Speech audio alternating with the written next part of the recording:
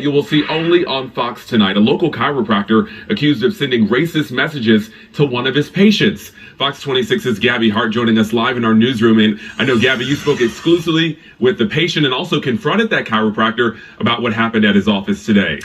Jonathan, I did. His lawyer sent him to the chiropractor that he was seeing, and everything should have been handled by that law firm. But he started to receive text messages demanding information and payments. Things escalated. And that's what he says. The doctor sent him messages calling him a slave and the N-word. And as you mentioned, we stopped by that chiropractor's office to get his side of the story.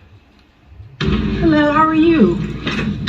Yes. Are you Dr. Kareem Isan? Can you get out? We're here with Fox 26 News. We just wanted to ask you a couple questions. No, I'm busy. Okay. I have patients.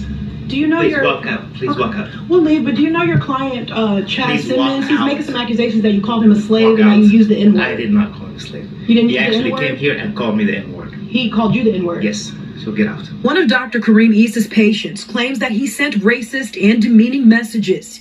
He sent us screenshots of those messages that allegedly came from Dr. Issa's cell phone, office phone, and Instagram, saying things like, go get some education and better yourself instead of being a slave. And education is good. Don't listen to N-words. We'll leave now, but if you don't want to give your side of the story.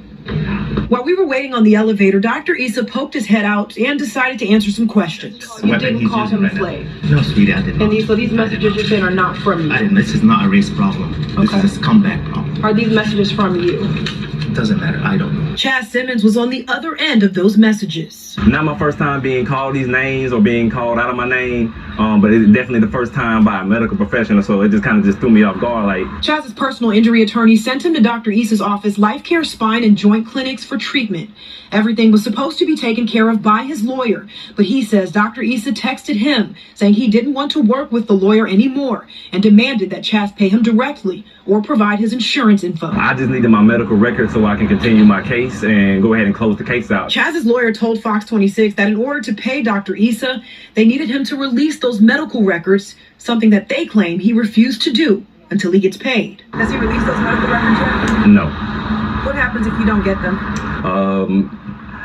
This case will not move forward. Chaz even went to Dr. Issa's office and tried to get those medical records so they could settle his case. He recorded this video there. Are you going to give me my I'm records? just going to ask you to get out. You're not going to get my records. Get out. And after that encounter is when Chaz says those racist text messages started rolling in. He showed us his phone and the exact number that some of those messages came from. So we called it, and Dr. Issa answered. He also seemingly admitted to making some of those remarks. Just wanted to give you another chance to see if there was anything you wanted to say about the messages that came from this phone number. And, it did say slave. Yes, this is my number, yes. Well, when I say slave, it's not, sweetie, it's not. It has nothing to do with the color. Now, I reached out to Terry Bryan, who's a prominent personal injury attorney here in Houston, and he says that it's very common for an attorney to arrange treatment for a client and then pay the medical provider from the lawsuit settlement. He says what is unusual is the provider requesting payment before those medical records are released because those records are needed for the settlement to happen.